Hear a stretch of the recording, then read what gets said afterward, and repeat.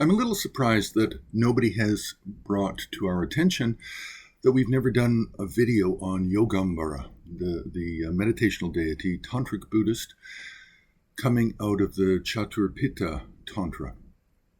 I think it was translated from Sanskrit to Tibetan by Gayadhara and Drukmilotsawa. So that would have probably been it would actually be early 11th century.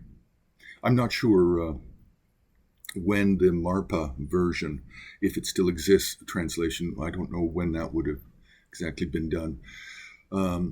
But Chaturpita is an unusual tantra in that it doesn't really give a lot of information about details about deities. But coming out of India, we do have this system of Yogambara with 3 faces and 6 arms and a consort with a similar appearance. And I believe it's a 77 deity mandala with Yogambara and consort, but the consort's name is Jnana Dakini, and she can also appear independently in her own mandala of 13 deities. Now, this was really quite popular in Nepal. So, and then from there went to Tibet. Now, there's really not a lot of art for this, and it does not appear to be really popular over the centuries, and much less in the last 500 years.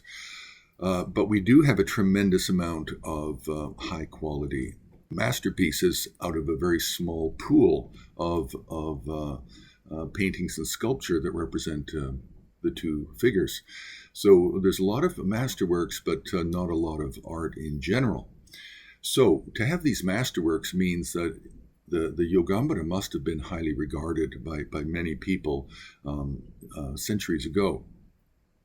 Now, in terms of lineages, we have the Vajravali lineage, and this is basically should have been written by Abhayakara-gupta, and so that would be 11th century or early 11th century.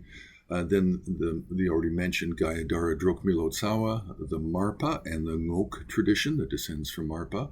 But then we also have a Mitra Gyatsa tradition where Mitra Yogan included it, the Yogambara in his 100 or 108 meditational deities covering all 4 classes of Tantra.